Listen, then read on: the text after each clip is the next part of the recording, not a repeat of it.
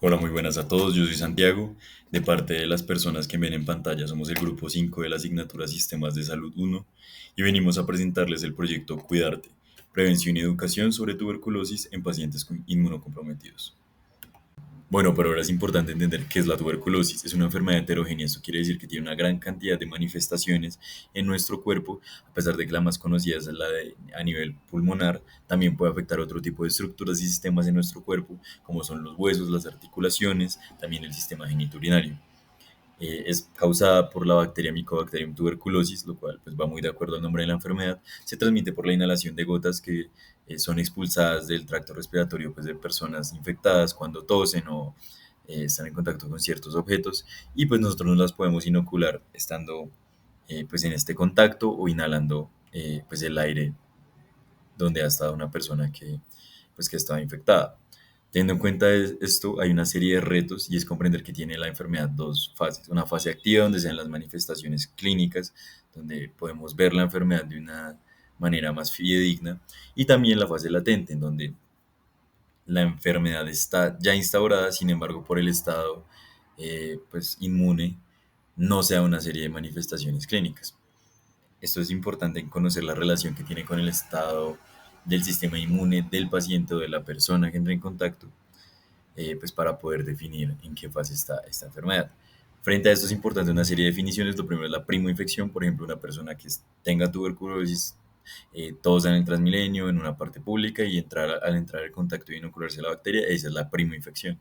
La latencia, que va de acuerdo a lo que se comentó anteriormente, es cuando ya está instaurada esa infección, sin embargo, por un buen estado inmune, la bacteria está alojada dentro del organismo esperando a que ese sistema inmune se vea comprometido para poder realizar una serie de manifestaciones, lo cual desencadena en esta tercera definición es la reactivación. La reactivación es cuando ese sistema inmune ya se ve comprometido, entonces por la serie de mecanismos de virulencia de esta bacteria, desencadena ya una respuesta inflamatoria y que da como resultado la expresión de una enfermedad. Bueno, ahora hablemos un poco sobre las medidas de prevención en el contagio de la tuberculosis. Entonces, primero tenemos que identificar y tratar temprano la enfermedad, ya que si identificamos rápidamente a las personas infectadas, podemos reducir la propagación. Tenemos que tener una ventilación adecuada, mantener una buena ventilación en los espacios cerrados, reduce el riesgo de la transmisión de la tuberculosis, ya que este bacilo puede permanecer en el aire. También tenemos que hacer uso de mascarillas cuando sea necesario, cuando el riesgo de la expresión de la tuberculosis es alto, como en hospitales, clínicas, pues debemos usar mascarillas respiratorias, N95 o quirúrgicas. Por otro lado, tenemos que proponer la práctica de higienes adecuadas, entonces lavarnos las manos regularmente con agua y jabón si tuvimos contacto con alguien con tuberculosis. Y por último, hacer campañas de educación y concienciación, entonces informar a la comunidad sobre los síntomas de la tuberculosis, la importancia de buscar atención médica temprana que ayuda a prevenir la propagación pues, de esta y a identificar y tratar los casos rápidamente.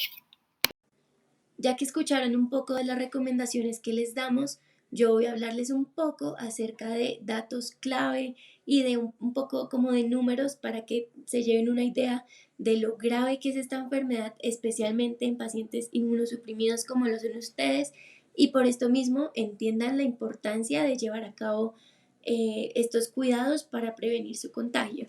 Entonces, para empezar, encontramos y en diferentes artículos dicen que es una de las infecciones más importantes en pacientes inmunosuprimidos, ya que tienen una alta frecuencia, es decir, causan muchos casos de enfermedad en estos pacientes y alta morbimortalidad.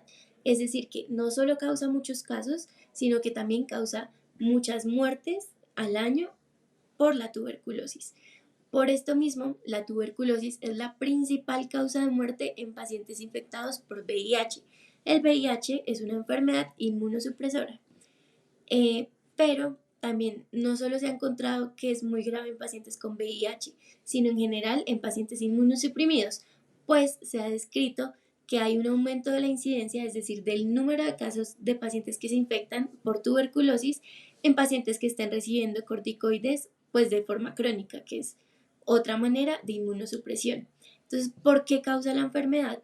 Puede ser por una infección por reactivación, es decir, que ustedes ya se hayan expuesto a la tuberculosis y esté la bacteria ahí dormidita y la inmunosupresión se despierte la bacteria y empiece como a manifestar la enfermedad, o por una exposición ambiental, es decir, que no habían sido expuestos y ya son inmunosuprimidos y se exponen a la bacteria y por ese hecho de ser inmunosuprimidos les da más duro.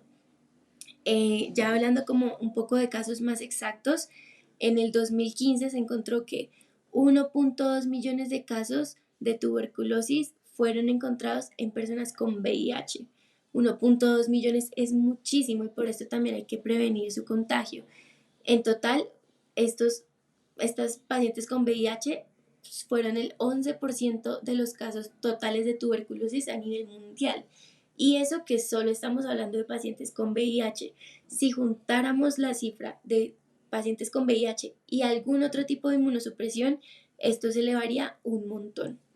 Y por último, en este mismo año, 400.000 personas con VIH murieron por tuberculosis. Entonces, ya con estos datos en clave, ustedes saben que realmente es muy importante pues prevenir su contagio y usar las medidas que ya les estuvimos hablando anteriormente. Bueno, entonces, ¿por qué es importante que hablemos de tuberculosis en pacientes con un estado de inmunosupresión? Como bien sabemos, los pacientes que están en un estado de inmunosupresión son aquellos pacientes que están en un periodo de quimioterapia por diagnóstico de cáncer, pacientes que han sido diagnosticados con VIH o pacientes que están siendo tratados con inmunosupresores o corticoides por periodos prolongados gracias a una enfermedad secundaria. Gracias a estas condiciones, pues vamos a tener una disminución de las defensas del cuerpo, que son esas células que van a circular por la sangre y también por el sistema linfático del cuerpo y que nos va a permitir defendernos de las infecciones externas del cuerpo. Entonces, esto va a provocar que haya un aumento del riesgo de que nosotros podamos tener una infección por cualquier bacteria, en este caso por la tuberculosis. Adicionalmente, en un estado de inmunosupresión, pues vamos a tener un mayor riesgo de tener presentaciones más graves de la enfermedad, de la tuberculosis específicamente, y no solo nos va a comprometer los pulmones, sino que también nos puede comprometer otros órganos como el cerebro, los ganglios linfáticos, entre otros órganos. En primer lugar, es de vital importancia acudir a un centro de atención médica tan pronto sea posible cuando se conoce y cuando están presentes los 4 síntomas cardinales de la tuberculosis. Es importante que se haga de manera temprana y se diferencie entre qué tipo de tuberculosis se está tratando, si es una fase activa o una fase latente, ya que esto provocará variaciones en duración y cantidad de medicamentos que se dan.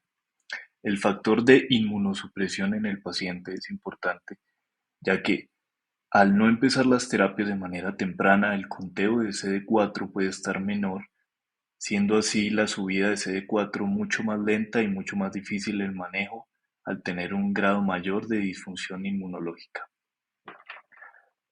Además, también ser consciente y precavido, ya que esto predispone más a infecciones, por lo cual se debe acudir de manera rutinaria a centros hospitalarios para tratar las mismas en caso de que se presenten. Y en cuanto a las medidas preventivas más importantes, el uso del tapabocas o mascarilla, tanto para el médico tratante como para el paciente, para evitar contagio e infección. Y contar con ambientes con buen flujo de aire para que no sea más fácil la propagación de la tuberculosis.